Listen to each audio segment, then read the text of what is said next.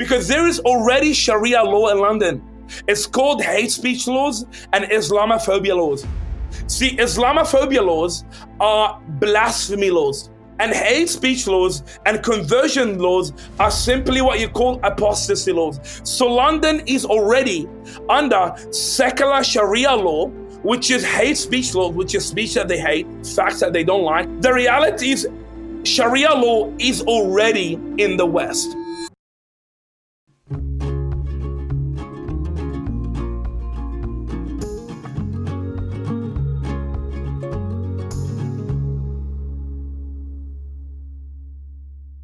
It's election day in America, and your girl is headed to the belly of the beast, New York City.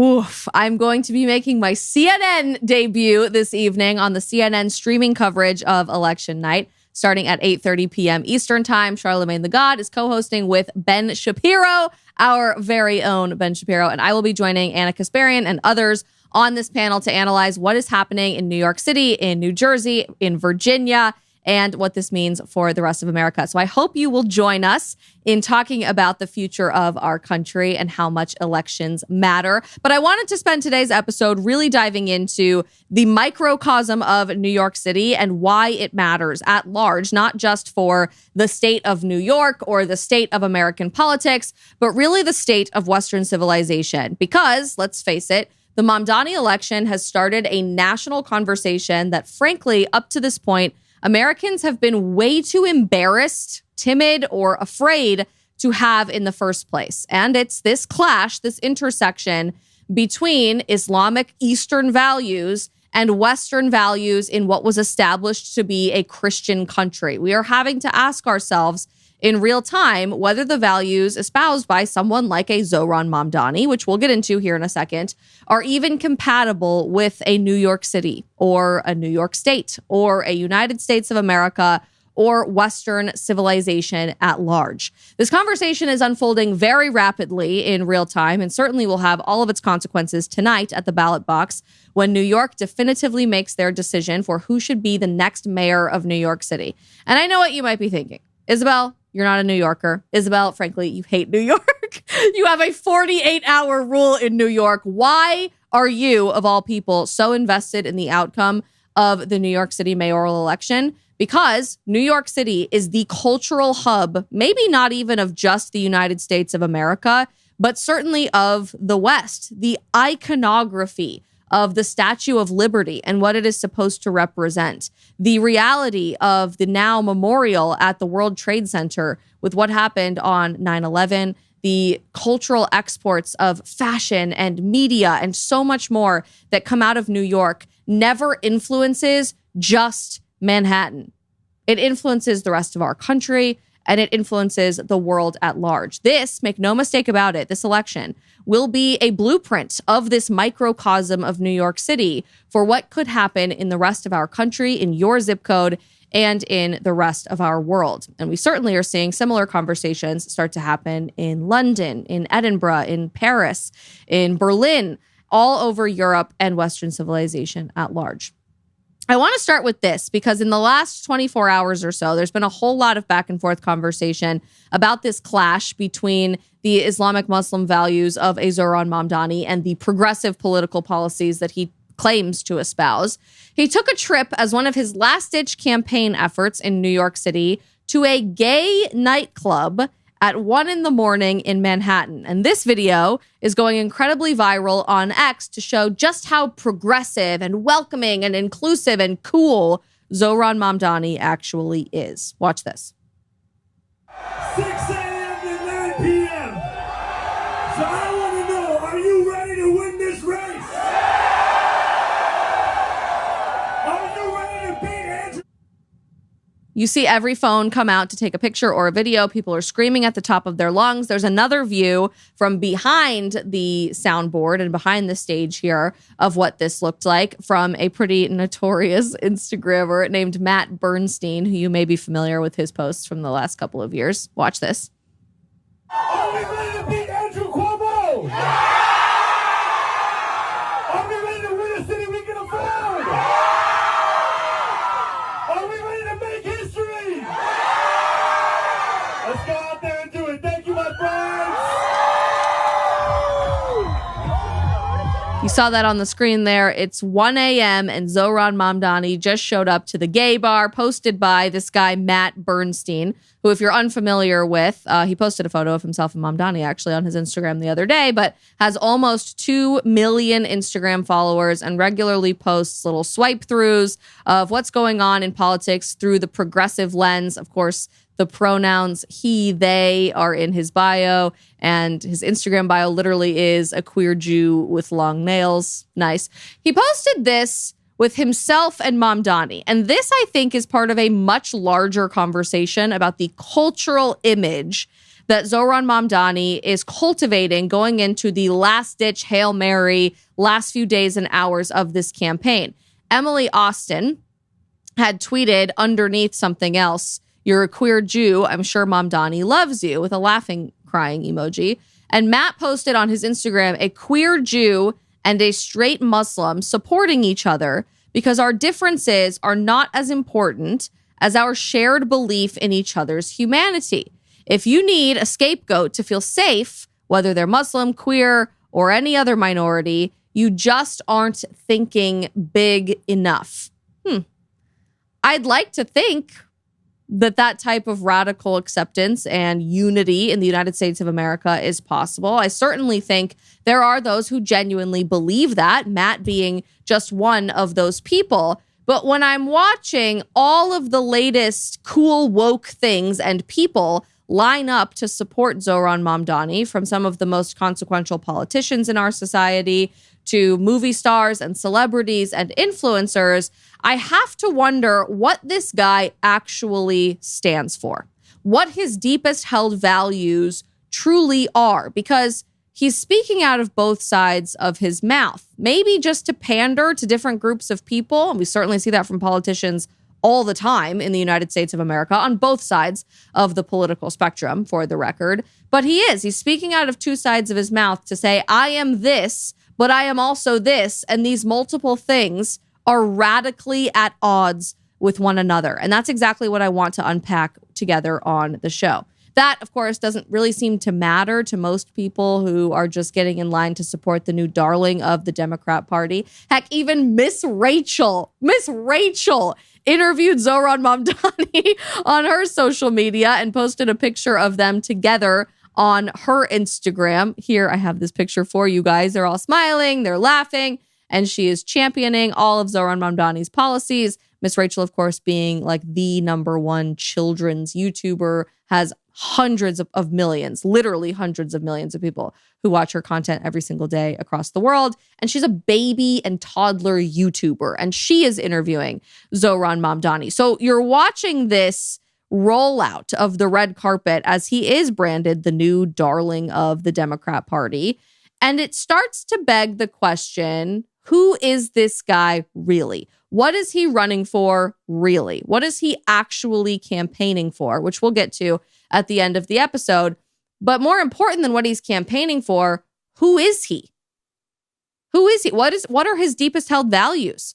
What is his blueprint for success as an individual, let alone as the mayor of New York? And what types of values is he going to bring to serving the people of New York? These are all valid questions that I think we deserve to be asking and answering. Months and months ago, over the summer, just before, or actually rather just right after, I believe, Zohran won the primary election, Michael Knowles did a fascinating breakdown of who he thought Zohran Mamdani was on the Michael Knowles show. He said, many people are calling this guy anti-American, but interestingly, he's arguably more assimilated to New York culture than like conservatives are, because he's just randomly attaching himself to various woke talking points depending on what's fashionable that particular day. Michael worded it way better than I ever could, so here, you can listen to him. He's in many ways more assimilated than many right-wingers in America. He's assimilated to liberal culture in New York. Queer, what was it? Queer liberation means defund the police? Oh, man, that is bad. That is bad. This guy, Zohran Mamdani, strikes me as Muslim in the way that Joe Biden is Catholic. Michael really focused in on his story there months and months and months ago on the question of, is Zohran Mamdani actually Muslim? Michael said no. He strikes me as Muslim in the way that Joe Biden is Catholic. Not really Catholic. He certainly doesn't believe in the tenets of the church and what the catechism upholds as church social teaching. He doesn't put those things into practice as an elected official. And so you could take one approach and say, he won't really enact Muslim principles in office because he's not really a Muslim. He might say that he is, but he's not really a practicing Muslim. But we're watching this tension start to unfold in real time, especially in the pandering that I'm seeing from Zohran Mamdani toward the LGBTQ plus community and toward the Muslim community in New York City. For every time he shows up at 1 a.m. to a gay nightclub and a gay bar and dance on stage to techno music and say, who's ready to live in a city that's affordable? Woo! Who's ready to put Andrew Cuomo back in his place? Woo! And he seems super cool in that regard and very woke and progressive and rainbow washed. He's also showing up to mosques across New York City and telling Muslims that they have an opportunity, which we'll get to in a second, an opportunity to enact Muslim values in City Hall and beyond in New York City. That doesn't seem to bother certain people like Representative Tim Sarah McBride here in Congress, who took it upon himself to defend Zohran Mamdani and his clear alliance with the LGBTQ community. Listen to this. Here's what we're not going to do. We are not going to have the same people who have been rejecting purity politics from the center now disingenuously use purity politics against progressive candidates like Zohran Mamdani. This is something that we've been seeing for a while now in the New York mayor's race. It's not new in our party, unfortunately, but we've seen the same people who have not wrongly said that we have to build a big tent, that we have to reject purity politics, even on issues that might be deeply personal for many of us in the Democratic coalition. Those same people now, I think, disingenuously using purity politics and identity politics to try to cancel people like Zohran Mamdani, saying that individual positions, like his position on Israel and Palestine, are disqualifying. And in some cases, fabricating words that he never said and putting them in his mouth. And now some, appallingly, are trying to cancel him for his nationality, trying to cancel him for having dual citizenship because the country that he has dual citizenship in has a government that has anti-gay politics. It's like cancel culture, identity politics inception. Now, look, there are obviously lines that exist and reasonable critiques that people can have, and obviously there are behaviors that can cross a line, and I think in some other races we're seeing important conversations around that. But we are not going to have the same people who have criticized purity politics on the left now employ it from the center. It's not purity politics for me and not for thee. Nope.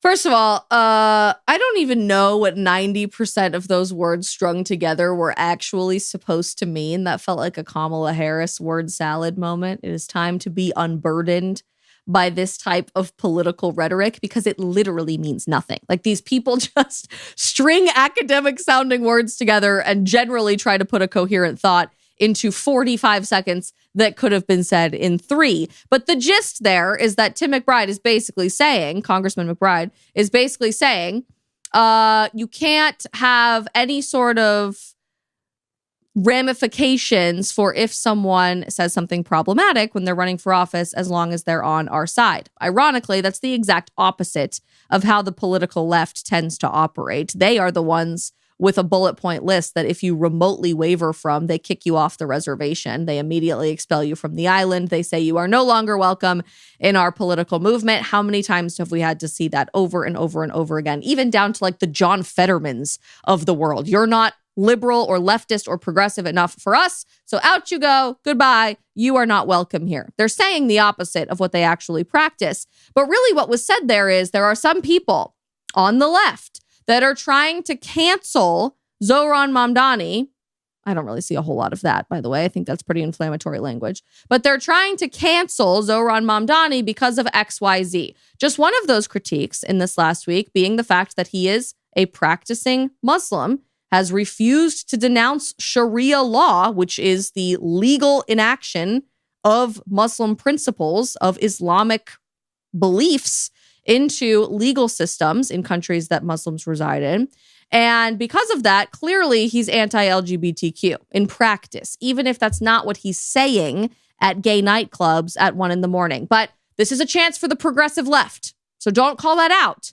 Don't be asking questions about it. Don't be saying, hang on, that does not really coincide or work with or gel with that over here, because then you are a bad Democrat. And he is the new face of the Democrat Party. Full stop.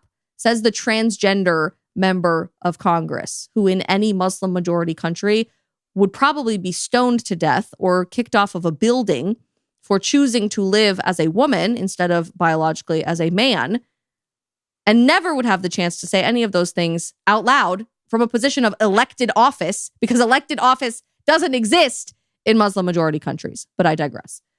Back to asking all of the important questions in just a second. But first, I am dying to tell you about our friends at ExpressVPN. A few decades ago, your private life stayed private, no matter what. But then came the internet. Everything you browse, you search for, you watch, or you post gets collected by data brokers into a permanent public record. We are all public figures now, whether you realize it or not. That is exactly why I use ExpressVPN to keep all of my data private online. ExpressVPN just dropped to their lowest price ever. Plans now start at only $3.49 a month, which is literally 12 cents a day. Here is why it is guaranteed worth it for you. Data brokers love tracking you through your IP address, which basically broadcasts your location and your online habits. ExpressVPN hides that IP address, making it way harder for these companies to monitor and profit off of your browsing habits. Plus, it encrypts all of your network traffic so that you are protected from hackers when you're using sketchy public Wi-Fi at coffee shops or at airports. I spend a whole lot of time on airplanes and at airports across the country. It is really, really safe, arguably now more than ever in the last couple of weeks,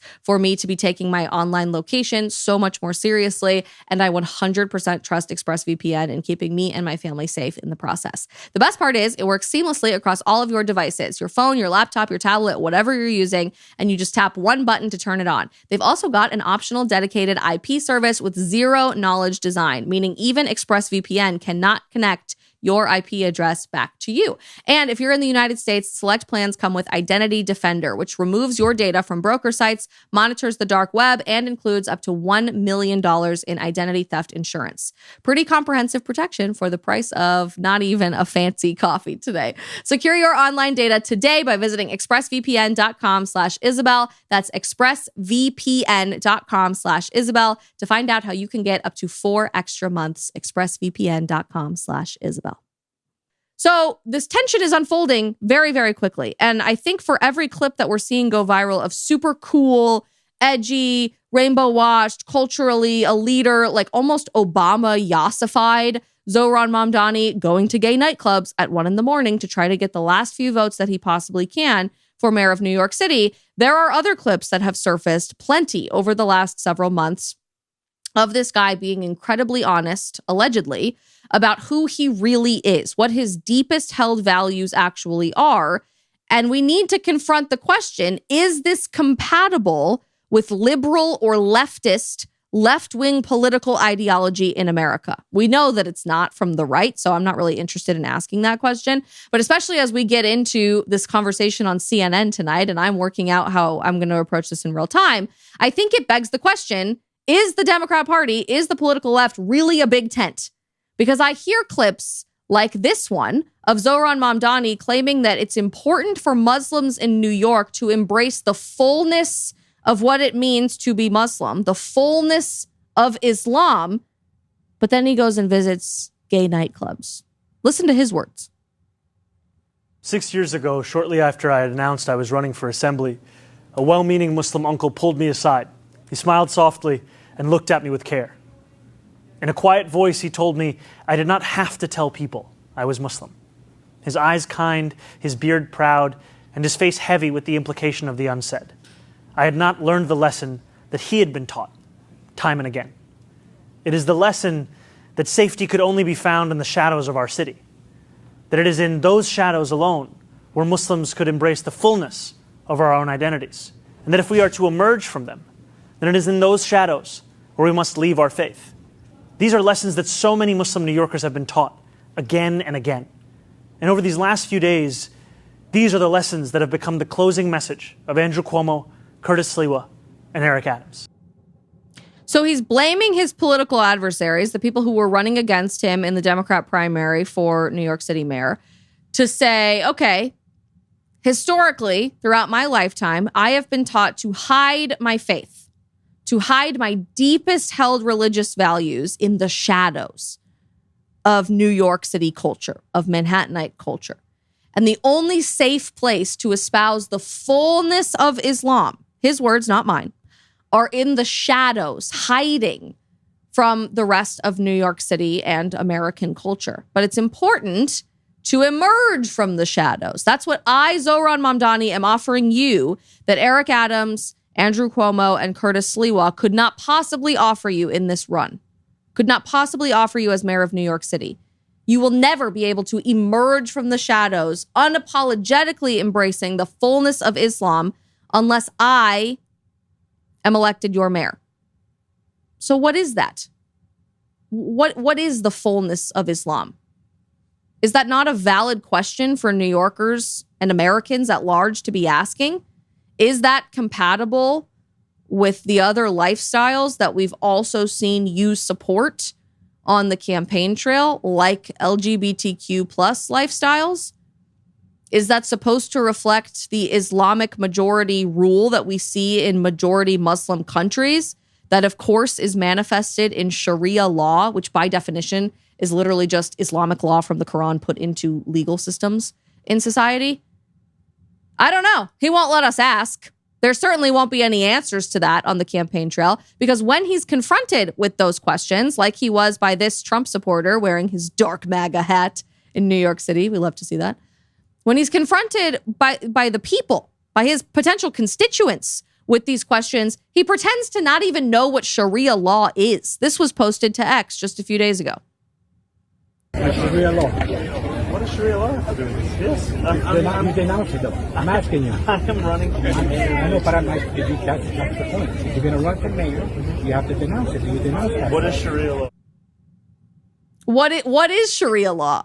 I've never heard of this before. It's giving what is Aleppo, which I haven't thought about in a very long time in American politics. But what even is that?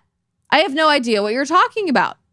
This from the same guy who also just a few days ago ran an advertisement for mayor completely in Arabic, not in English, completely in Arabic. I want you to watch this commercial, his ad that he put out himself. His team put this out voluntarily, of Zohran Mamdani's run for New York City mayor, and tell me how many American flags or references to the United States you count in this video.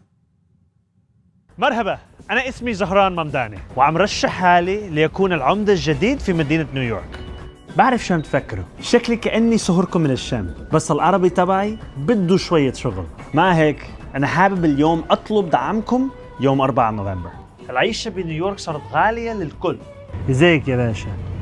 كل شيء تمام؟ وصار صعب نعيش فيها ونربي أولاد. أنا كعمدة رح جمد الإيجارات لأكثر من 2,000,000 شخص، وخلي الباصات سريعة ومجانا، وأضمن رعاية الأطفال شاملة لكل العائلات. ويمكن ما فيني أقنعك إنه الكنافة النابلسية بستانواي أطيب من نيوجيرسي، بس بوعدكم إني رح أشتغل بكل جهدي لأسهل عليكم بفتح مشاريعكم الصغيرة وتدفعوا إيجاركم وتبنوا مستقبلكم في مدينة نيويورك.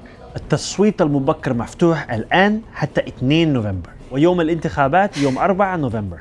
أنا منكم وإليكم، سنراكم. That was a good one. That was a good one, yes. سنراكم. How many American flags did you count in that video? There was almost the same number of references to Damascus as there were to the city of New York in that video. And of course, not a single word of English was spoken. Never mind the fact that English is the language of the United States of America. It certainly is the language of New York City. There are other languages spoken, certainly, as second languages. But who are you asking to vote for you then? Only people who speak Arabic? That's such an interesting choice.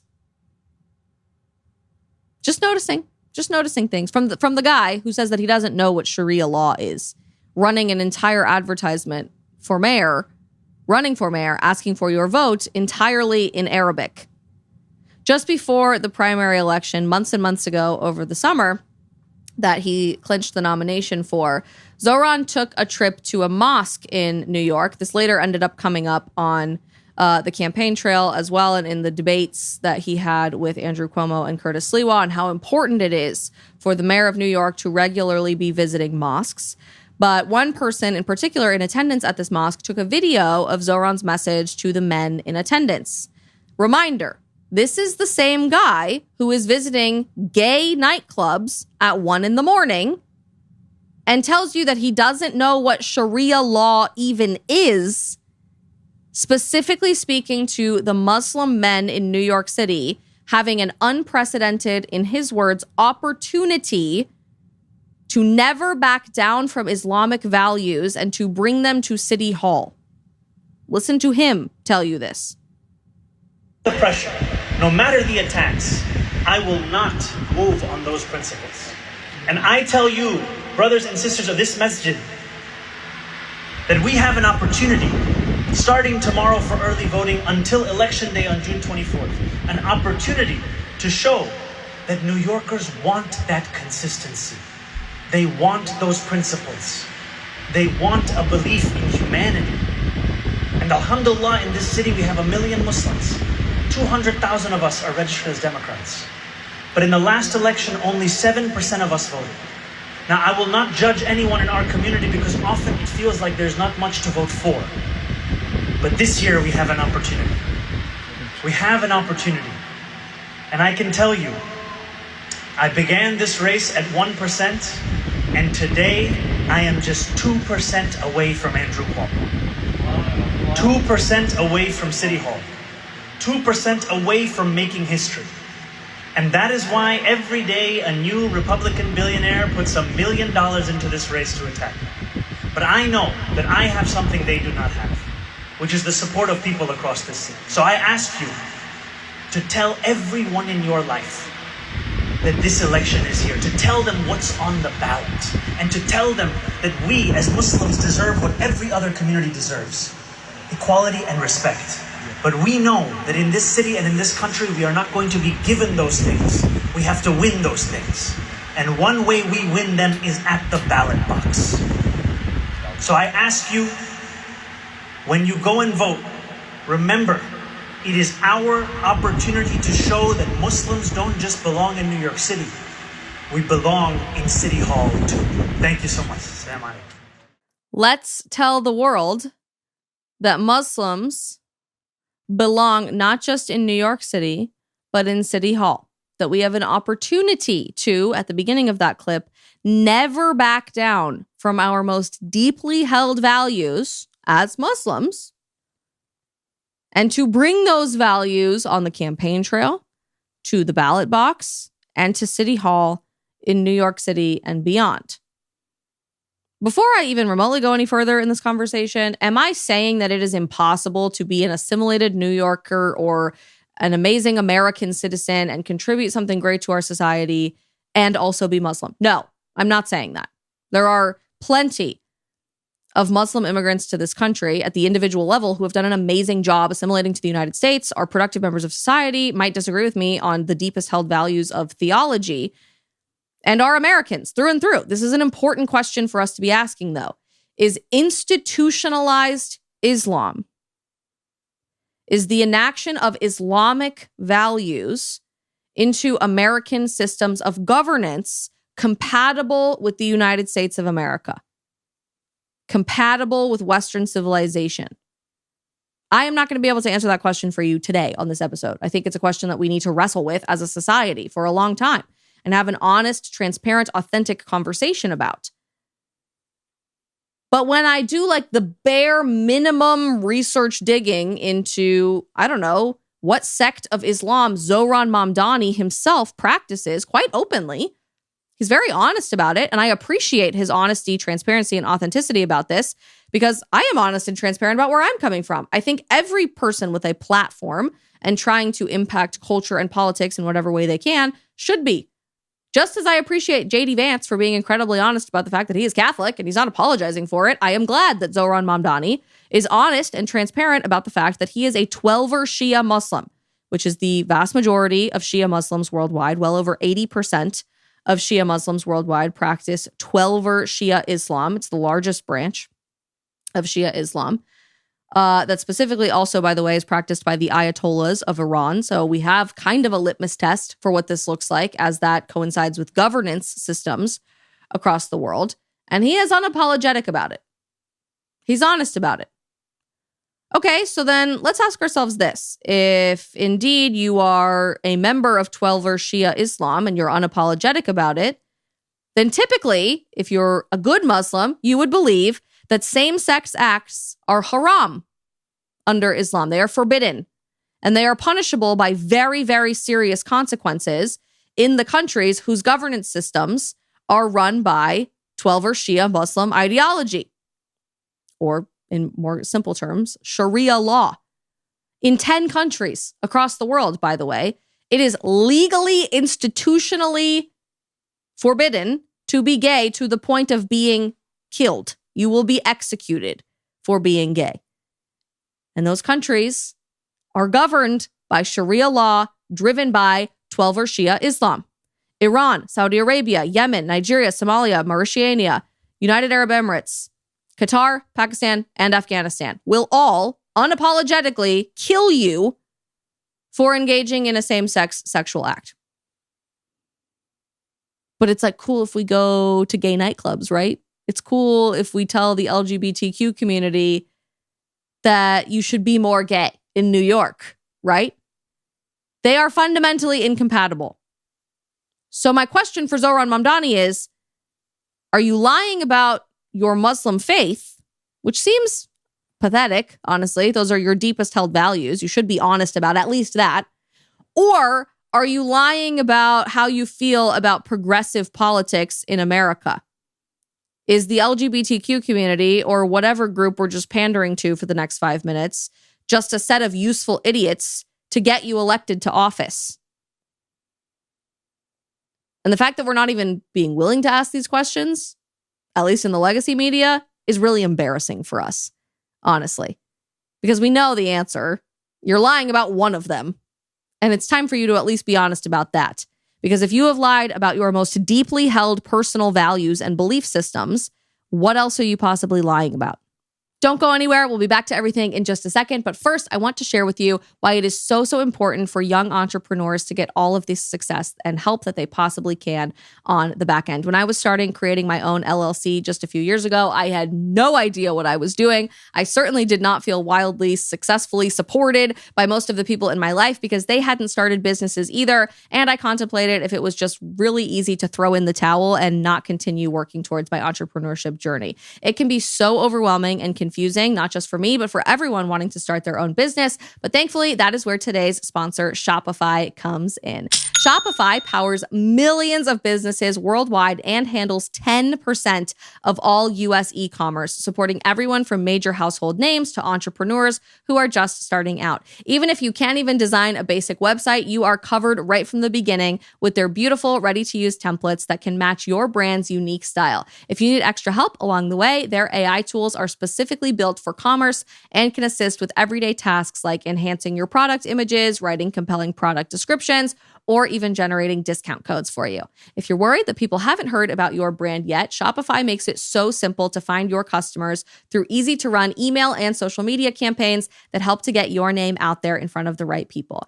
And if you ever get stuck or have any questions at all, you are never alone. Their award-winning customer support team is available 24/7 to share advice and to guide you through any challenges that you may face. You can turn your big ideas into with Shopify on your side. Sign up for your $1 per month trial and start selling today at shopify.com/Isabel. Go to shopify.com/Isabel. If you endorse the fact that in Iran, Saudi Arabia, Yemen, Nigeria, Somalia, Mauritania, the United Arab Emirates, Qatar, Pakistan, Afghanistan, and many other places in the world, maybe not nationally, institutionally, it is okay. It is in accordance with the tenets of your faith to be executed for engaging in a same-sex act. Why are you also campaigning at gay nightclubs at 1 a.m? Do you see where we're going with the questions? And I wish we had had more time to ask them in the whirlwind of the last 6 months, because Lord knows the mainstream media is not asking them.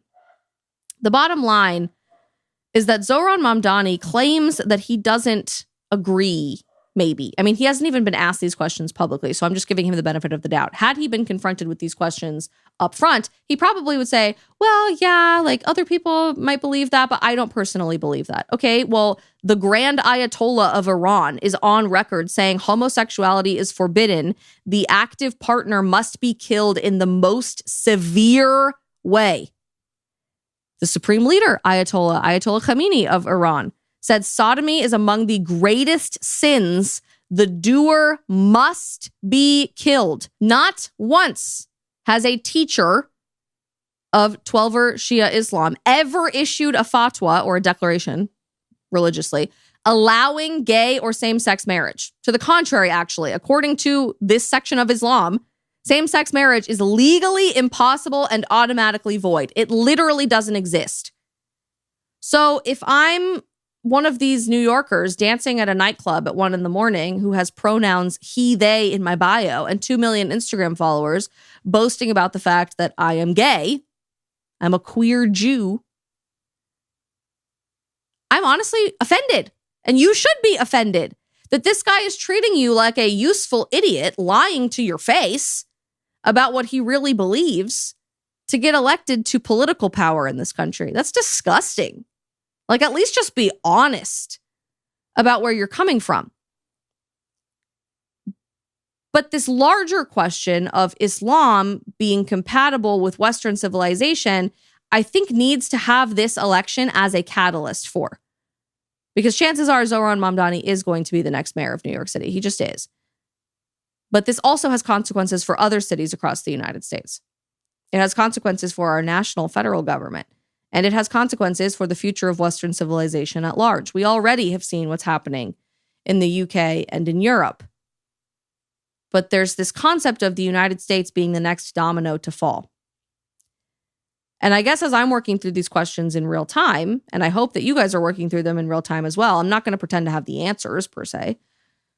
It's dawning on me that we are being screamed at louder with every passing day by people in the legacy media, by people on the political left in Congress, by influencers with 2 million followers on Instagram, that this is all about saving democracy. These are the same people who have gone to all of the No Kings protests across the country in the last several months, every weekend, to say, we're so afraid of authoritarian power and dictatorships, and Donald Trump is a king that has moved into the White House. And what's their new talking point? The East Wing renovations are a scam, and he's building a new bunker under the White House because he doesn't plan on leaving. This is your warning sign for authoritarian dictatorship in the United States. These people who are screaming this at us are also cheering louder than they have ever cheered for a modern politician, for someone who cannot denounce Sharia law. Is that not troubling to anyone else? I mean, the truth is, Islam as an institution doesn't believe in democracy. It just doesn't. Name me a single truly democratic Muslim country in the world. They believe in theocracy. There is not a democratic state in Iran. Afghanistan is not a democratic state. Saudi Arabia is not a democratic state.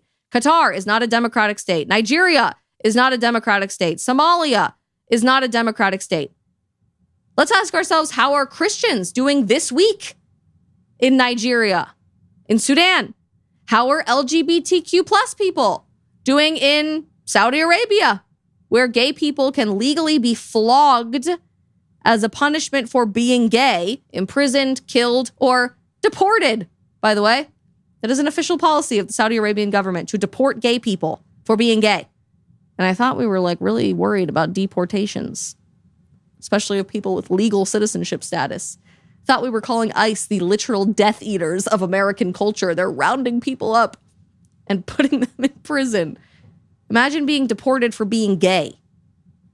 How are women doing in Afghanistan right now? So honestly, we do need to have a conversation about the compatibility between those who wholeheartedly, fundamentally believe in the tenets of Islam and Western culture and society. And I hope that conversation gets a whole lot louder after Election Day today. But this election is a linchpin, a turning point, a cornerstone in what we need to be bold enough to confront now before things get way too off the rails very, very quickly, because we were afraid to ask the right questions when we had the chance to ask the right questions. And honestly, I just don't even really care about being called mean names in the process of this anymore, because I am so passionate about basic Western human rights like freedom of expression, like women not being treated as property and being able to legally speak, have a voice, use your voice out loud in the public square, which women in Afghanistan cannot do today. Because I care about standards of education for women in society, and I want us to have the same opportunities to educate ourselves, to have jobs, to participate in public office. I want women to be able to drive. I don't want gay people to be flogged or stoned to death for being gay. I don't know. I cannot be the only person who is genuinely concerned that we are cheering for potentially, and I'm not saying this is necessarily true, but potentially a Trojan horse of Sharia law with the most progressive, new, cool darling of the Democrat Party. In our next couple minutes on the show, I want to bring in a friend of mine, somebody who I was really excited to meet at Liberty University last week. I've been following him and his brother for a very long time. His name is Pastor Andrew Sedra. If you are not familiar with Andrew's story, he grew up as the son of a Christian pastor in Egypt and very regularly had to fear for his life in Egypt as the country was being taken over by Islam. What used to be a vast majority Christian country is not anymore, and Christians, particularly Coptic Christians, fear for their lives every single day living in Egypt. They ended up fleeing religious persecution and seeking refugee status in Australia, where now he and his brother have planted a church in Sydney and are pastors courageously preaching the word of God and speaking up for the whole world about what this pipeline from Western civilization to Sharia law looks like very, very quickly before our very eyes. I'm so excited for you to hear his story and his warning for the West as it pertains to this election and beyond, and how we have this conversation as a society boldly and without fear of retribution. Please, please join me in welcoming Pastor Andrew Sedra to the show. Pastor Andrew Sedra, I'm so excited for you to be joining us on the show. We shared the stage at Liberty University a couple of days ago, and you are making your way all across the United States right now. Real quick, for those not very familiar with you and your brother, tell us a little bit about who you guys are. Hey, my name is Andrew. I have a big family, the Sedra crew. We were born in the Islamic world of Egypt. So we kind of came to the West as religious refugees because my dad was preaching the gospel and converting Muslims to Christian, which is literally punishable by you either get killed on the street by some radical Islamic group, or you will end up going to jail for blasphemy and apostasy laws. So me and my whole entire Sedra clan, Sedra family, we literally fled religious persecution to come to the West for daring to practice Christianity in the public square, to being Christian, not just in private, but in public, but more than anything, just simply preaching the word of the Lord and declaring the truth in the public square. So I'm very passionate about freedom, liberty, life, and the pursuit of happiness. And I'm very passionate about freedom of speech. And I'm really very passionate about exposing this very big demon that is being fed at the moment across America and the West, the demon of Islam. That's a fascinating word of choice right there. And we're watching this larger conversation really start to unfold in the more religious sense in the West, in the political sense, certainly in the United States of America. You guys live in Australia, so I love hearing that this is a larger conversation for Western civilization at large across the world. But why is it that you call this a demon or a cancer or a big infiltration into Western civilization, knowing what you know from growing up in Egypt? One of the biggest issues across America I see at the moment, as I see the larger debate of Israel, Islam, Zionism, whatever you want to call it, is that for some reason people do not read history. Egypt, where I was born, used to be a Christian country, and now it's Islamic country. Islam took over Egypt by unholy, holy jihad in 637 AD. And when Islam took Egypt, Egypt was the center of Christendom. You had Father Athanasius, the writer of the Nicene Creed. You had Augustine that used to go from Libya and Algeria to Egypt. You had the Alexandrian Systematic School of Theology. You had one of the brightest, biggest churches, and Egypt was literally the hub of Christendom.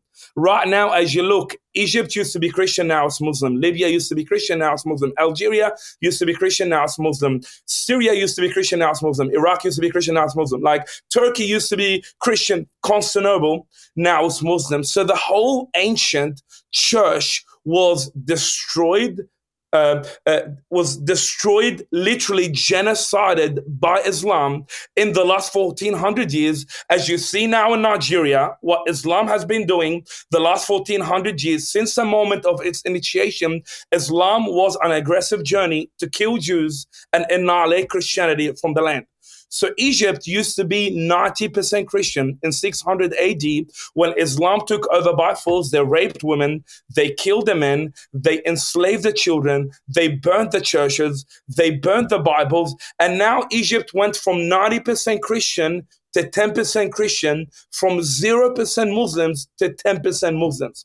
So the reason I call it a demon is because America and the West are one of the few churches that are standing, and Islam now is invading through silent, soft form jihad, and most Christians and conservatives do not seem to understand what the heck they're dealing with. So I call it a demon because it has literally destroyed the ancient church. The church of Antioch was destroyed by Islam. The church of Alexandria was destroyed by Islam. The church of Jerusalem was destroyed by Islam. And the church of Constantinople was destroyed by Islam. The only church in the ancient world that actually survived Islam because of geographical reasons, and they had an army, was the Roman Catholic Church. That's the reason I call it a demon. Wow. That's really powerfully stated. And you called it something really interesting there towards the end, like a soft jihad. I hear the word jihad from a Western vantage point, and I hear 9/11 or holy war with armed weapons, people who are literally beheading people and issuing this religious warfare. I don't often think about a quiet takeover of a society, and yet I'm seeing a lot of clips lately about this very concept, that there are imams living in the United States today who say that their primary objective through their congregation is to take over a certain city, a certain state, or even the entire country of the United States. Your brother recently appeared on a friend of ours podcast, Lila Rose, and her show, talking about this concept of taqiyya, or what is allowed under Muslim philosophy to lie in order to spread the cause of Islam. What are you seeing about that in the US, in Australia, and across Western civilization? So this is very important. Islam is a violent and totalitarian, authoritarian political ideology that pretends to be a religion. It's very, very important for you to understand and fathom when an ideological framework that is fundamentally political and military and war type, that is pretending to be a religious ideology in order to go through the lens of religious liberty. So it's very important. Islam is a totalitarian, authoritarian, one world order political ideology that pretends to be spiritual alignment. And the problem with most Christians and most Catholics across the West is that they cannot fathom the reality of what Islam is. There is no separation of mosque and state or church and state. So when Islam is winning, they use the classic unholy, holy jihad, which is taking over a nation by war. They did that to Egypt. They did that to Turkey. Turkey used to be 90% Christian. Right now, Turkey is 99% Muslim and 0.1% Christian. There was a genocide, and there is a genocide of Christians in Turkey right now. But when Islam is losing, they use the other methodology, which is invasion by immigration. This is very, very important. And the other way, what I'm saying would get me killed, because you're not supposed to expose Islam as it is. Right now, according to Islam, I'm a blasphemer, which means I'm supposed to be killed publicly on the street by any Muslim. Or if I was an Islamic nation, I would go to jail and get tortured and die there under blasphemy law. So what I'm telling you right now, you're not allowed to say that in the Middle East. You would get killed. So going back, so when they're winning, they lose war. They use war. When they're losing, they use immigration. If you study the life of Muhammad in the first 12 years of his life, when he initiated his demonic movement of Islam, it was started in Mecca, and he went to Medina. After preaching for 12 years, he didn't get any followers. Nobody really followed him except 80 people. It was like his mom, his wife, his dad, his close family. So he decided to emigrate from Mecca to Medina. And as he immigrated, he pretended to be the victim until he invaded the country, took over the system, took over the army, created an army, and then he declared war on the whole entire world. So when Islam is winning, they use war. When they're losing, they use immigration. There is no conspiracy about it. That is their theological, philosophical. Again, you can literally Google, grok, whatever I'm saying. It's not a conspiracy. So Islam at the moment is practicing the jihad through immigration. So this is very interesting. For some reason, 70 to 80% out of immigrants across the world are Muslim. And all of them are fleeing to Christian nations. Nobody wants to go to Muslim nations. The holidays are right around the corner. I may or may not have already put up my Christmas tree in my living room. Don't come at me. I am in the spirit early this year, especially as a first-time mom. And I'm just ready. I'm ready for the Christmas season. Don't expect me to start singing Christmas songs, though, because I got to work on my singing voice a little bit more. But this time of year, it feels even more important for our family to gather around the family dinner table and to share so many special memories that can only be had when sharing a meal together. That is exactly why I am a Good Ranchers subscriber and why Good Ranchers is essential in our family's routine.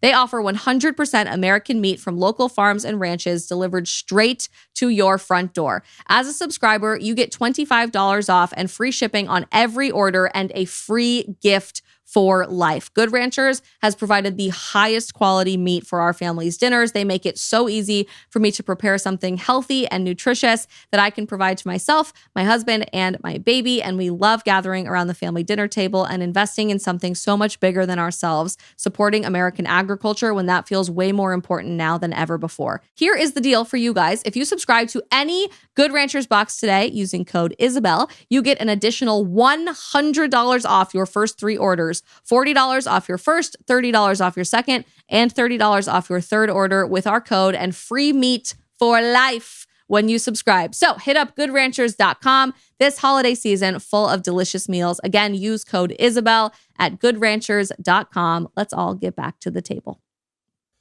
There are 50 Islamic nations, but for some reason, every single, and that's coming, by the way, from a refugee myself. So if you say I'm racist, I'm xenophobe, I'm Islamophobe, I am an Islamophobe. It's kind of logical for an ancient Coptic Christian to be fearful of Islam that killed their whole entire civilization. So I am an Islamophobe, logically speaking. But so Islam uses immigration as a point of invasion. And all you need to do, just look at what they preach on Friday. Like, this is very simple. You have came across, like, they say America will be Muslim, New York will be Muslim, the whole world will be Muslim. And then looking back to New York, this is very interesting because 9/11 was their unholy, holy jihad using war. And because they didn't win using 9/11, now you're seeing the whole invasion by immigration. This is an old trick in the book. And not just that, in 2000, there were 1 million Muslims in America. Across the last 25 years, now there are 4 million Muslims in America. In fact, by 2050, Islam will double to 8 million people. And Christianity is anticipated, according to the current trajectory, to be less than 50% of the country. And this is no conspiracy. Like, you can look at London. The most common baby name in London at the moment is not J.K. Cheston. Yep. It's not C.S. Lewis. It's not Winston Churchill. It's Muhammad. It's Muhammad. The most common name right now in Berlin, in Germany, it's not Adolf Hitler. It's not Beethoven. It's not Karl Marx. It's not whoever you're into these days, Klaus Schwab, who's a German. It's actually Muhammad. So you can literally see across Europe how immigration has led to invasion. And what is so heartbreaking is that the New Yorkers, for some reason, didn't seem to learn from 9/11, which is like mind-blowing. It's like, dude, the Lord has given you a prophetic warning. Literally 3,000 Americans were killed in 9/11. And for some reason, New Yorkers are not very aware that the Lord was kind to give them a literal manifestation of the demonic agenda of Islam of 9/11. But now we're having the discussion of having an Islamic mayor who was literally running, like yesterday, I came over his advertising. It was in Arabic. And I'm like, what the heck? Why the hell are you running an American election ad in Arabic? So the sad reality, New York seems to be one of the first major cities in America that is about to be conquered by Islam, and it will be the blueprint for the Islamic invasion of America. That's so interesting that we focus in on New York. And I want to spend a few minutes here because I find this, exactly as you just said, a blueprint for whatever could come next in our country.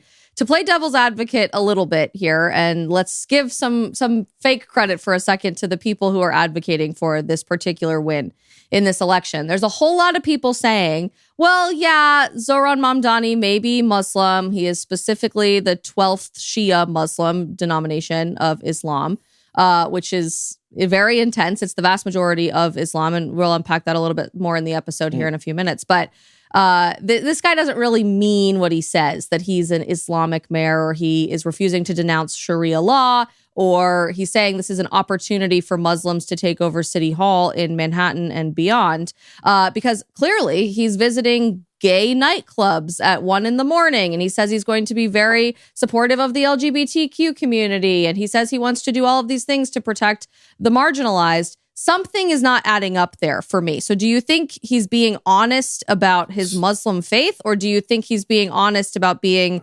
politically progressive, and how do those things reconcile with one another?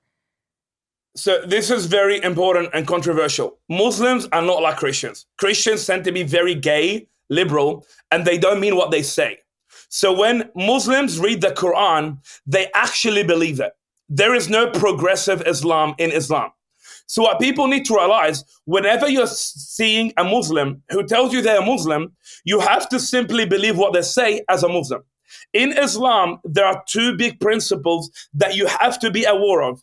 Here in the West, in Christendom, we believe in truth.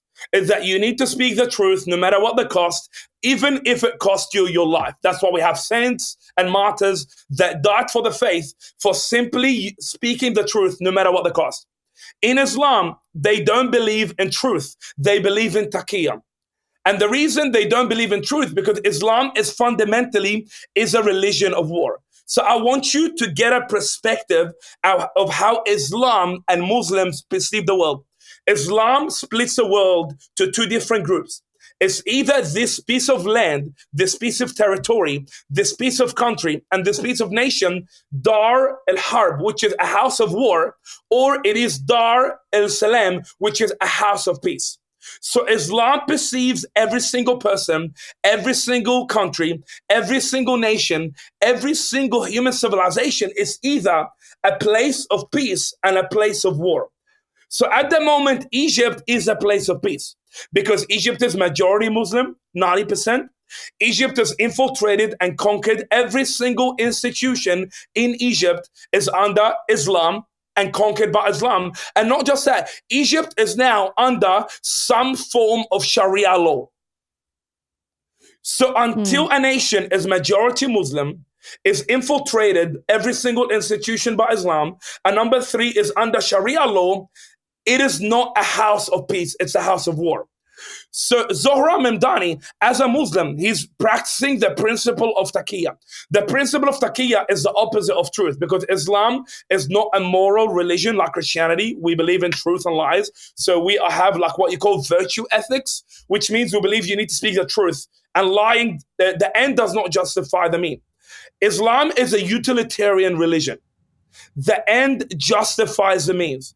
So the principle of taqiyya is designed is that you can lie in order to further the cause of Allah and in order to establish Sharia law on earth. So he's 100% practicing taqiyya. There is no negotiation about it. All you need to do is to look at his friends in London. You got Sadiq Khan in London, who is an Islamic mayor, who has turned London into an Islamic state. Like right now in London, across the last few years, at least 100,000 white girls, most of them are Christians, were raped by Islamic Afghan men, and they have literally chucked it under the carpet. Again, the principle of taqiyya. And what's crazy is that at least 70 to 80% of these rapes against English white girls are performed by Muslims, and 30% of the rapes are done by someone called Muhammad.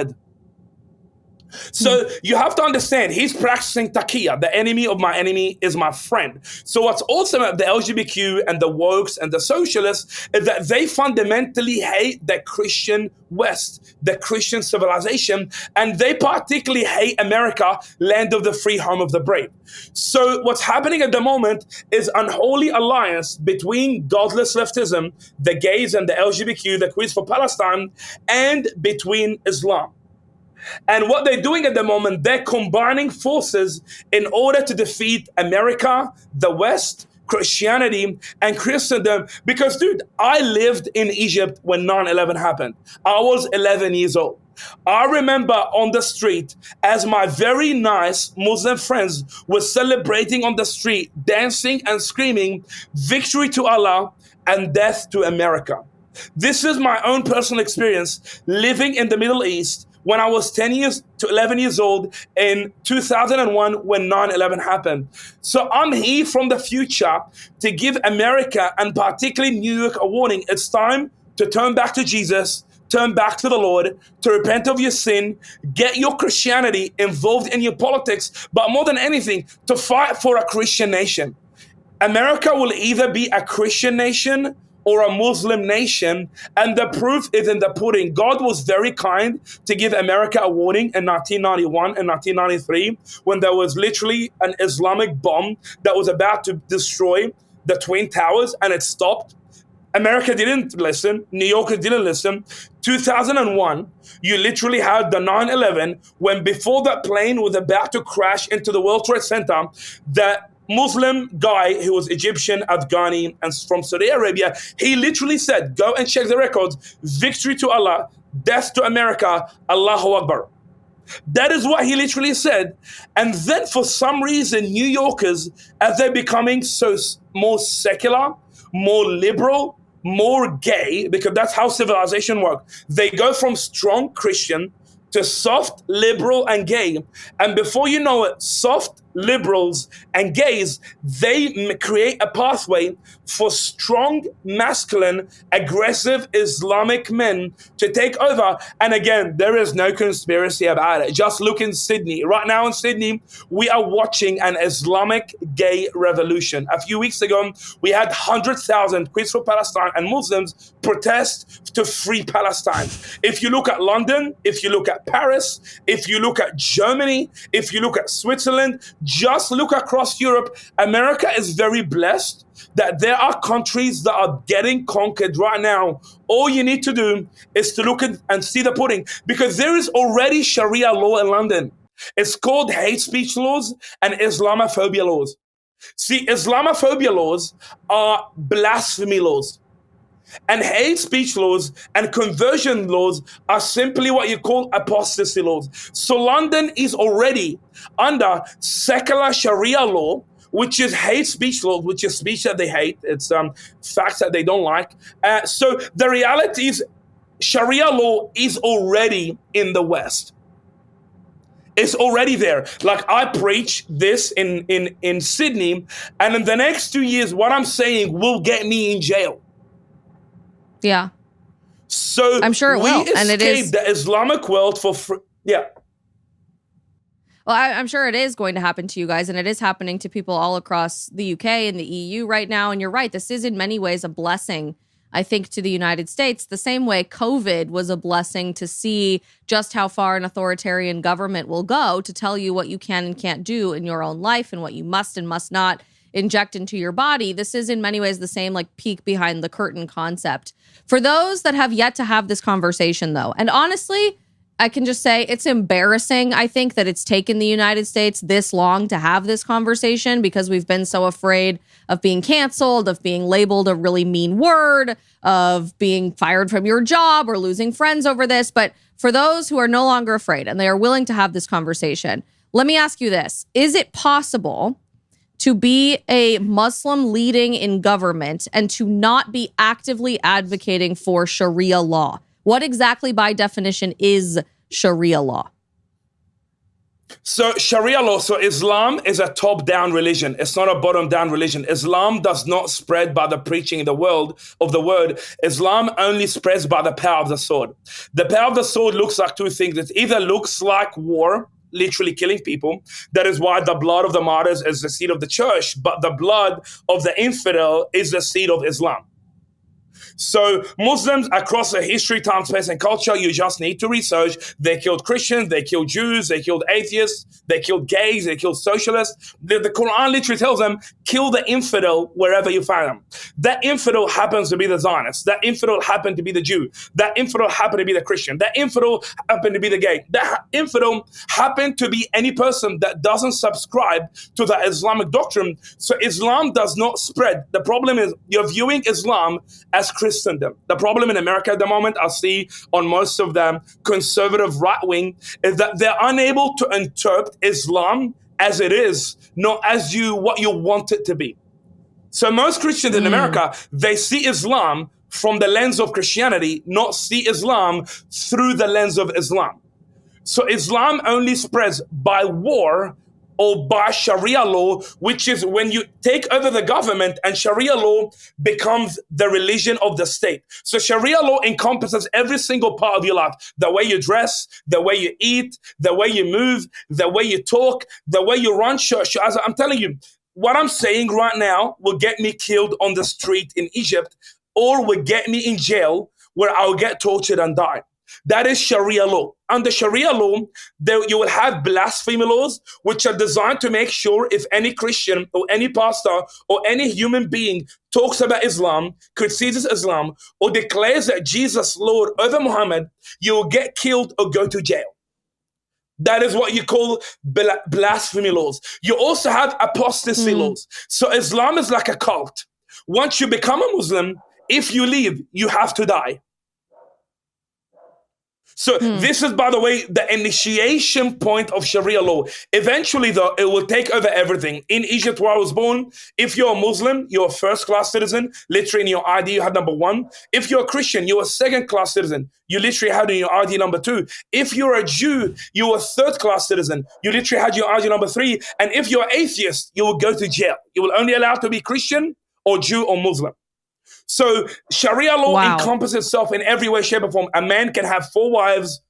A wife is only allowed to have 1 husband. A man can get divorced as much as he wants. The rights of a woman, the voice of a woman legally and politically is half the voice of a man. A woman, according to Islam, is stupid and intellectually dumb and deficient in mind. That is why she's not the same value as a man. So Sharia law, it is like a huge can of worms. The question is, how far do you want to take Sharia law? So where I was born, that was like soft Sharia law. It's not like Hamas. It's not like Gaza. It's not like West Bank. And it's not like Syria or like Iraq. Where I was born, that was like Sharia law for beginners.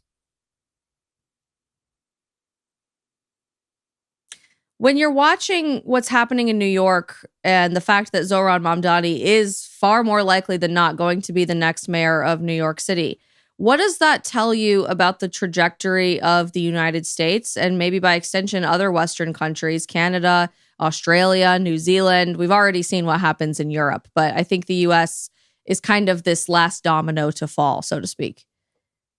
America is in a very fragile position, and it's in a very dangerous moment of time. It's either Americans are going to wake the hell up, not to the Jews and not to the Zionists and not to the Israel lobby, but to Islam, or they will be destroyed once and for all. And this is coming from someone who escaped the Christian Egypt that got infiltrated and conquered by Islam and became Muslim. This is very, very important for every single conservative. The biggest threat I have in Australia, that's why I need security. That's why I have to make sure nobody's allowed to enter our church without a bag. That's why I literally have to watch for my life. It's not the Jews, it's Islam. I can get killed on the street in every moment. I literally had the terrorism police come to our church at least 4 times for me speaking against Islam.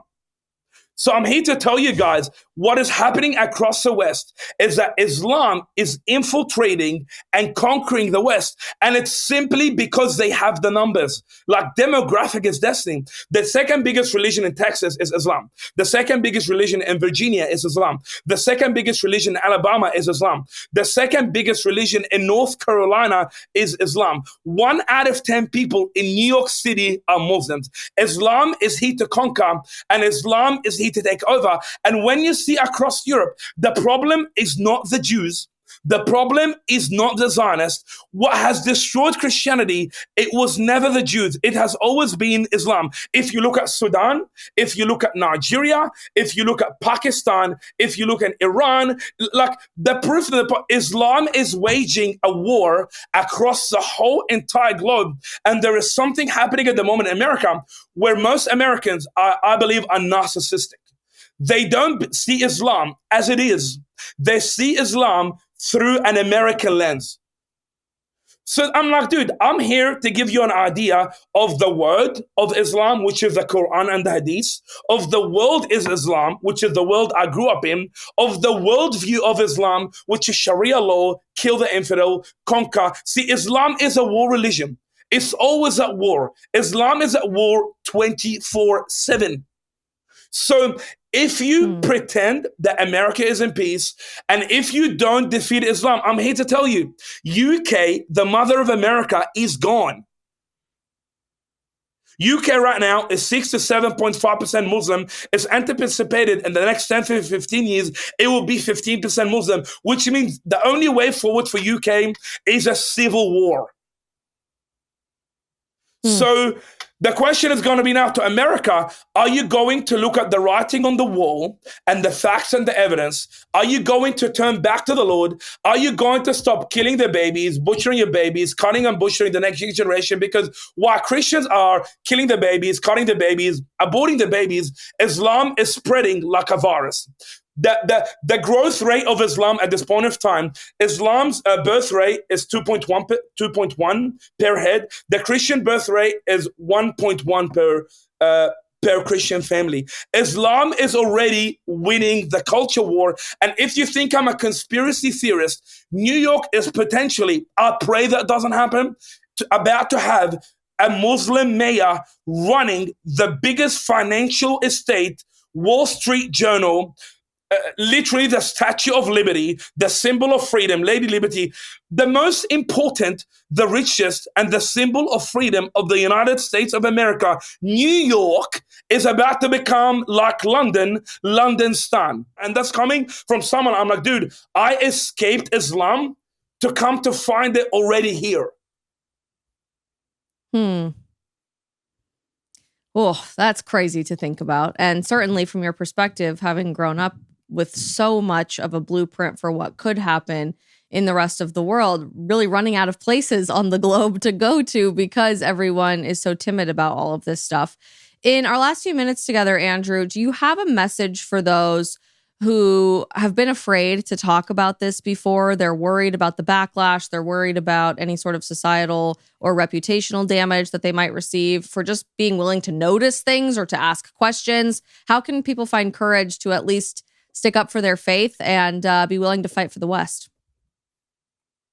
This is very, very important. I was very blessed to be with Charlie Kirk 4 weeks before he died, before he got murdered on the street for speaking the truth, no matter what the cost.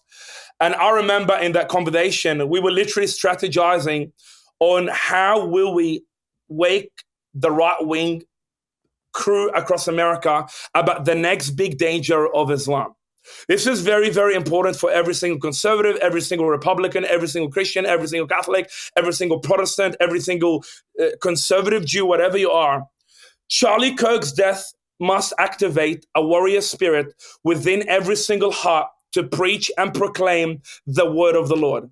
We have literally had a Christian martyr, a religious martyr, a political martyr die on the streets of America while his blood was shed on the street. And it's time for us to take that blood and make it count. It's time to speak louder, to preach bolder, to fight harder. You're gonna die anyway. You might as well die doing something good for the Lord. This is very, very important. You're either gonna die a coward or die courageous. You're either gonna die fighting or die flighting. But I'm here to tell you, both ways you're going to die. If you think you're gonna be able to survive Islam, see, I'm here to tell you, I should be dead. I'm gonna share my story. See, in 2007, a few years before we immigrated to Australia, my dad converted a particular Muslim woman to Christianity because we were loving and kind to her. My dad was very open about his faith. That woman was getting abused by her husband. So she ended up coming to our home for food, shelter, and we shared the gospel with her. Because we shared the gospel with her, she was very impressed and changed by the love of Jesus and how my dad shared the gospel. So she ended up becoming a Christian.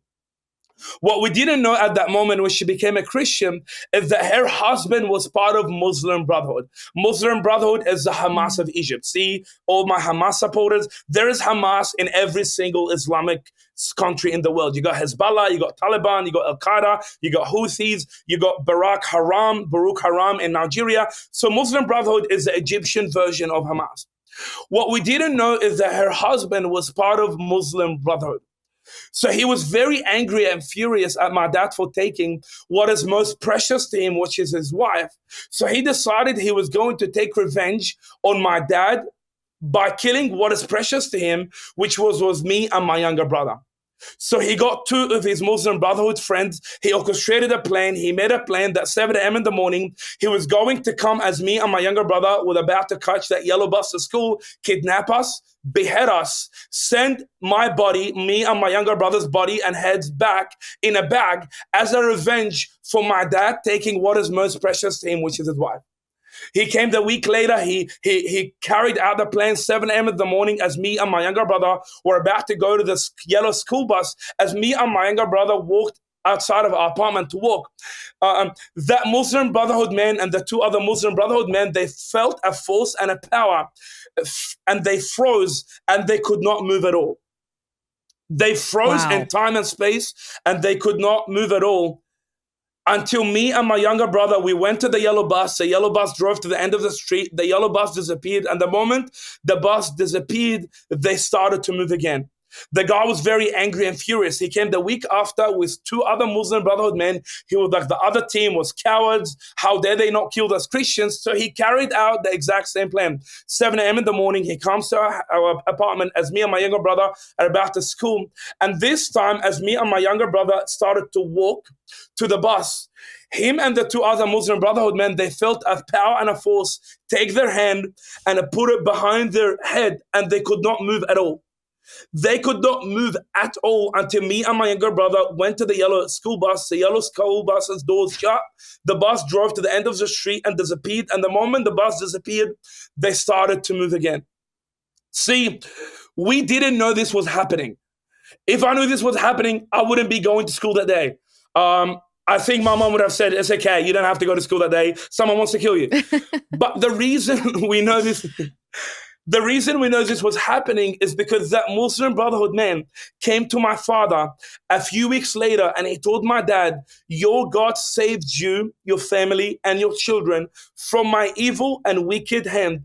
He became a Christian. He got baptized, Wow. and now him and his whole entire family are Christians. And this is my story to people. Your job is to preach. God's job is to protect.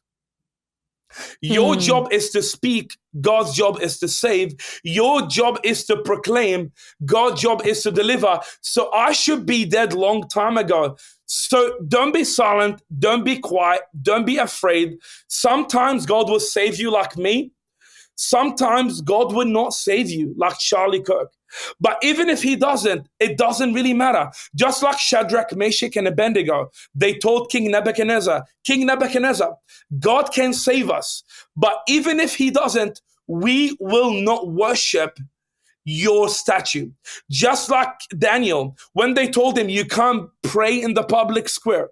They told him, we're going to put you in the lion's den. The Bible said that Daniel went to his room, he opened the window, he looked toward Jerusalem, and he made sure that people saw that he prayed in the public square. Just like the disciple, when they said, we must obey God more than any human being, you need to speak and proclaim the word of God, because would you rather die for something or live for nothing? Oh, powerful, powerful words to leave us on there, Andrew. Where can people be following you and your brother's journey? How can they support you in any way and pray for you guys as you continue boldly speaking the truth all over the world? Hey, keep us in your prayers. Keep on praying for us, because what we're doing in Australia is dangerous for our life. We get death threats all the time. And on top of that, it's only a matter of time before our socialist liberal government tries to put us in jail under hate speech and Islamophobia laws. So I'll probably come there, if you don't mind, when they decide to go after me, to let people know what's happening. But hey, pray for us. We are on social media. Just go on Facebook or Instagram and put Sedra. You're going to find all the Sedras. There's like 6 of us. And there's like another person that looks like me. We're also planting a church in Florida next year in Orlando. So if you are not in a church, you can come and visit. We're going to be planting that church. But hey, pray for us. Follow us on socials. And yeah, speak the word of the Lord and keep on making America Christian again. Be unafraid. I love it. Thank you so much for joining us today on the Isabel Brown Show. And we are so excited to have you back soon. Thank you, Isabel. Keep up the great work. I love you guys. Love you too. Oh, I love that man. Truly, he is the best. The best. He's so well spoken and articulate about this. I have loved watching him and his brother's clips on social media over the past couple of months. They truly inspire me in so many different ways. And I hope that lights a fire in you to be willing to have this conversation now when we really need to have it. But beyond the whole, is Islam compatible with Western civilization at the institutional level thing, I want to keep focusing that in the next several months. I do want us to zoom back into specifically what Zohran Mamdani is campaigning for as mayor of New York City, because I don't want it to all get lost in the 30,000-foot political ideology meets religious theology and the 30,000-foot view of society thing. I want us to remind ourselves of exactly what this guy is running for. First and foremost, I actually think I can find at least 2% maybe common ground with Zohran Mamdani. I think he is correctly diagnosing the problem that life is way too expensive. The general point of his platform is New York is too expensive, and he's aiming to lower the cost and make life easier for New Yorkers. You know, he's giving you all of the wrong policy prescriptions for how to fix that, but the diagnosis is correct. Like, America is wildly too expensive. And we'll come back to most of his ways to fix that, but I do think there's one really good idea in Zohran Mamdani's campaign. So I want to throw an olive branch bone out there, because I think every politician in America should be campaigning on this. He has an idea that is not an original one. This already is a thing in most European countries, for baby baskets for the newborn babies of New York. He says every year, 125,000 brand new New Yorkers are born across our city, but the cost of living crisis can make it difficult for new families to give them a healthy start. Building on the success of more than 90 similar programs around the world, the Mamdani administration will provide new parents and guardians with a collection of essential goods and resources free of charge, including items like diapers, baby wipes, nursing pads, postpartum pads, swaddles, and books. Scotland was one of the first countries to implement this nationwide, and they call them baby boxes, I think, not baby baskets. But same thing, When you are pregnant and you go to the doctor, you are automatically enrolled to have a baby box show up to your door right before you have your baby. And it's full of diapers and newborn clothes and swaddle blankets and a pump for you to pump milk and nursing pads and like all of the things, the basic essentials that you need to be a successful mom in your first few weeks, especially if it's your first time and you've never done this before. And I believe in Scotland, the box itself also converts to like a pack and play thing or the baby to safely be put into. I think this is a genius idea. Their cost estimate for this is about $20 million a year. He says on his website, at less than $20 million a year. It is a relatively small investment with potentially huge rewards for healthy development and family stability, as demonstrated by countless programs across the globe. Could not agree with that more myself. 100% an amazing idea. And that is what social programs are actually supposed to look like in supporting families, making it easier for people to have families and supporting the health of our societies. Genius. So I hope the right wakes up to realizing how important it is to campaign on that themselves. And frankly, this would be an amazing way to offset all of the arguments from the abortion side of things, which interestingly, let's take this back to the beginning for a second. Zohran Mamdani has not said a lot about abortion. Let's just say that. Islam is very, very, very, very clear about abortion. Arguably more than most Christians in America are about abortion. So there you go. There's another reason to have this conversation. But I love this. I think it is a powerful way to encourage people to have more children. It makes it easier on moms, especially first-time moms that have no idea what we are doing. And I will throw the olive branch bone to Zohran Mamdani on that idea. That said, all of his other ideas are genuinely insane. Like, this guy truly is going to destroy New York, is going to cripple New York. And I don't say that lightly. That breaks my heart. I don't want to see that happen, even to one of my least favorite cities on the face of the planet. Whether it's just like the most vague woke talking points ever, like what he tweeted over the summer, queer liberation means defund the police. What the hell does that even mean? So defund the police, obviously, but specifically to make gay and queer and trans people more free. Yeah. And he's very unapologetic about the fact that he is indeed a democratic socialist and that socialism is what he espouses. Years ago, speaking at the National Conference for the Democratic Socialists of America, Zohran spoke about the need for members of the DSA, the Democratic Socialists of America, to essentially infiltrate all levels of government in the United States, not just to run for office, but to become the staffers, the speechwriters, all of the people working at every level of politics. Listen to him say this. Most importantly, I am a proud member of Queens DSA, New York City DSA, and the Democratic Socialists of America. We are special as DSA electeds not because of ourselves. We are special because of our organization. We must understand that it is far easier to corrupt an individual than a mass movement organization. As individuals, you simply cannot withstand the coercion, the control, and the consequences that are meted out in that chamber forever.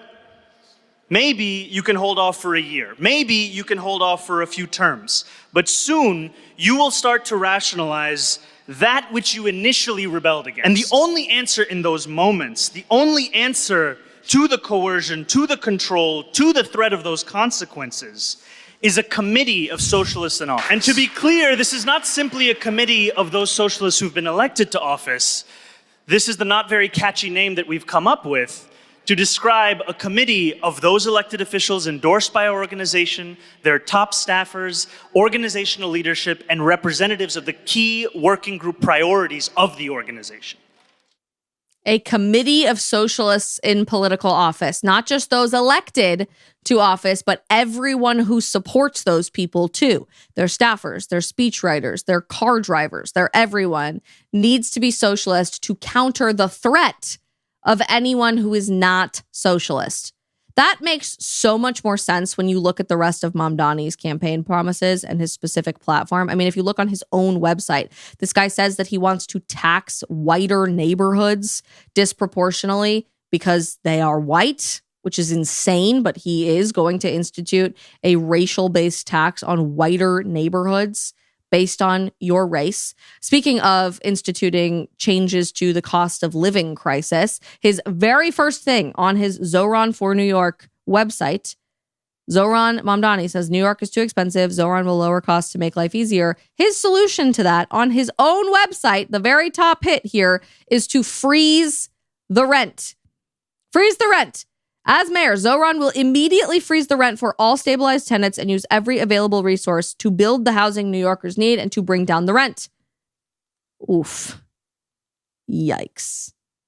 As if all of the 2 million New Yorkers who are already living in rent-stabilized apartments need more of a reason for a cost of living crisis to escalate even further and continue fleeing New York. His answer for that, of course, is to build more affordable housing, which he says on his website he wants to build more. We'll use our public dollars to triple the city's production of permanently affordable, union-built, rent-stabilized home, constructing 200,000 new units over the next 10 years. Where on God's green earth that money is going to come from, I have no idea. But what's not said on the website is what he has said in a video that pretty much goes viral every couple of weeks about the country, the city's need to buy up all of the privately owned housing, to decommodify private housing and make it property of the state. This literally reads like something out of Animal Farm. Listen to him tell you this. Go further toward the Vienna model. We'll have to go beyond the market. We can establish community land trusts to gradually buy up housing on the private market and convert it to community ownership. We can give tenants a right of first refusal to buy out their landlords when buildings go up for sale. And we can fully commit to a new era of social housing, ending subsidies for luxury housing development and using our wealth to build beautiful, high-quality social housing projects that offer good homes and strong communities to everyone. We won't decommodify housing overnight, but we know what we have to do, and we have history to guide us. We know what we have to do to decommodify housing, and we have history to guide us. Historically in the United States, has public housing projects universally been a great idea? Is the quality of public housing projects safe, good, reliable as a place to live? How about globally? If we look at, I don't know, the Soviet Union, China, Cuba, Venezuela, how does the quality of the public housing projects compare to privately owned homes? Well, he's saying the quiet part out loud. The privately owned homes are much better in quality, so that's why we're just going to basically force people out of their homes. When landlords leave, give tenants the right to buy the building, which they don't actually mean the tenant, by the way. They mean the state. When the state controls the means of production, that is socialism. This guy is in a very clear position to say, I am an avowed socialist, has said it out loud for years. I'm a very proud member of the socialist movement in the United States of America. So we're going to decommodify housing and make it an element of the state, apparently. Translation, you will own nothing and you will be happy. That's why he's calling for city-owned grocery stores on his own website. On Zohran for New York City, under the affordability section, city-owned grocery stores are one of the tenets that this guy is hoping to institute in New York. He says food prices are out of control. Nearly 9 in 10 New Yorkers say the cost of groceries is rising faster than their income. Only the very wealthiest are not feeling squeezed at the register. As mayor, Zohran will create a network of city-owned grocery stores focused on keeping prices low, not making a profit. Again, great idea in theory, but how is that going to work? The nature of a business is that it has to make a profit by general definition. And how many countries do we have to see state-run grocery stores fail in to the point that, like in Venezuela, people were eating their family pets or zoo animals to survive for us to realize, might not be a good idea. Of course, city-owned grocery stores is immediately followed up with fast, free buses.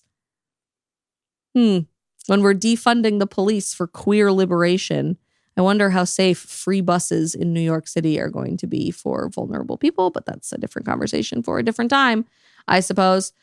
But I don't know. Here's just a random thought. Maybe, Mamdani, that the reason that there is a cost of living crisis in New York is that you have some of the highest taxes, if not the highest tax rate in the United States of America. And you are using those taxes to spend billions upon billions of dollars on what I found the other day in New York City, transgender-only homeless shelters that cost more month to month per bed than most people's rent, even in New York City.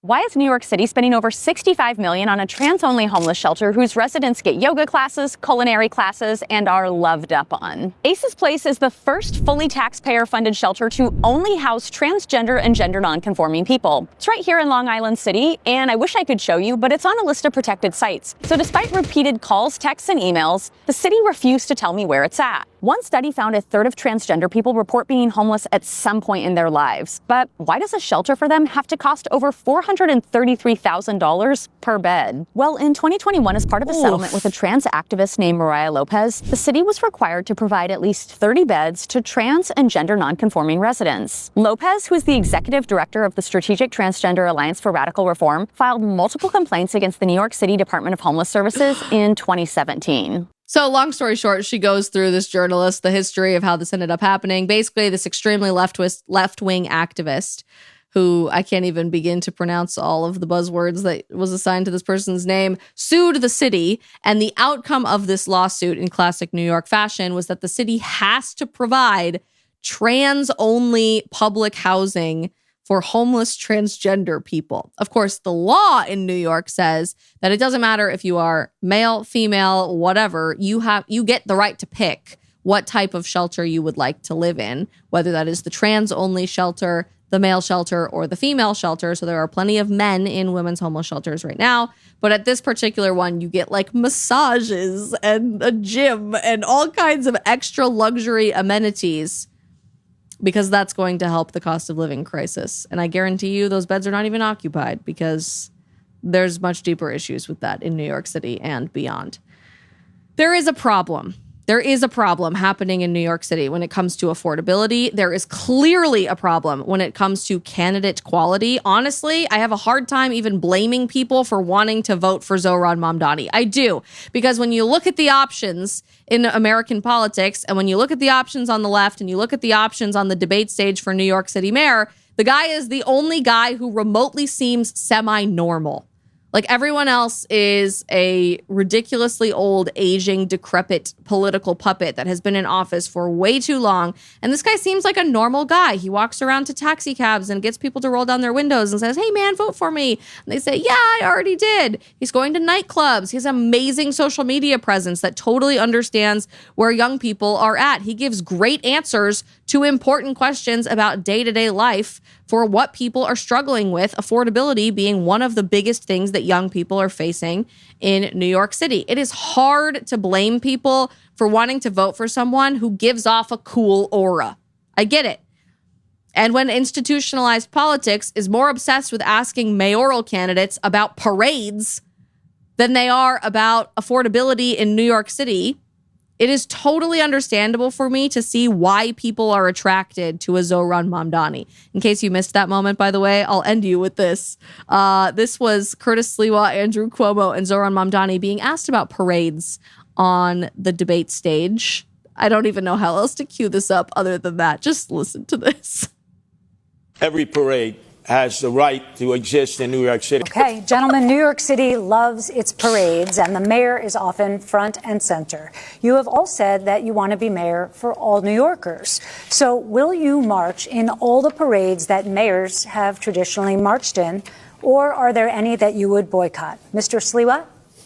I think a mayor has a responsibility, whenever possible, to march in parades, to celebrate whatever that parade is performing as. I've been a Grand Marshal of the Pulaski Day Parade. I was proud to celebrate my Polish heritage. Are there any that you would boycott, though? I just need to move this along. Excuse me? Would you boycott any of the city's parades? No, I would not boycott any parades. Mr. It's the mayor's Cuomo, responsibility to be available to all racial, ethnic, and religious groups. No, I wouldn't unless they discriminated. Okay. Mr. Mamdani? There are many parades that I would not be attending because I'd be focusing on the work of leading this city. Which parades? Good answer.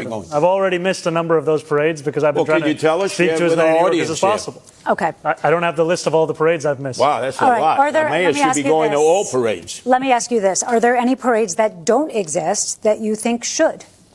Mr. Mamdani? I haven't thought much about parades, to be honest with you. Mr. Cuomo?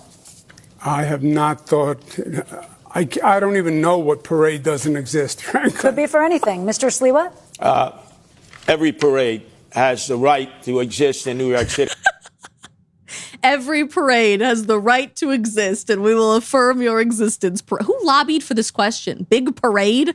I didn't even know that was a problem in institutionalized politics that we have to worry about, but apparently it is. It's just another big thing taking over politics from the shadows. Great answer. And frankly, most of his answers have been really great. I don't blame people for being attracted to a Zohran Mamdani figure. And this is precisely why candidate quality matters. But in our conversation about candidate quality, we also need to be asking, are you being honest, really honest about who you are, about what your values are, about what your priorities will be as mayor? There is no fundamental reality in which Zohran Mamdani is being genuinely honest, 100%, about who he is and what his priorities will be as mayor of New York City. Either he's lying about being a great practicing Muslim, or he's lying about being as politically progressive as he really is. And I think New Yorkers, you need to ask yourself today, are you comfortable, no matter how cool he is, no matter how much aura he's got, are you comfortable electing someone who's willing to lie to you in order to advance their political agenda? I sure hope not. I hope no matter where we fall in the political spectrum, we all as Americans, and especially as young Americans, can say never again. We demand transparency. We demand authenticity. We demand honesty when it comes to the people that we are electing to represent we, the people. Stay safe out there, New York, New Jersey, and Virginia, as you guys go vote. I voted in Virginia over the weekend, so I'm very proud to have done my civic duty. That's what it is all about. And don't forget to catch me tonight with Ben Shapiro, Charlamagne the God, Anna Kasparian, and so much more on CNN live streaming coverage in the CNN app. I believe you can probably also watch it on their website. It is not the TV network. It is the live stream tonight at 8:30 p.m. Eastern. Wish me luck. See you guys tomorrow.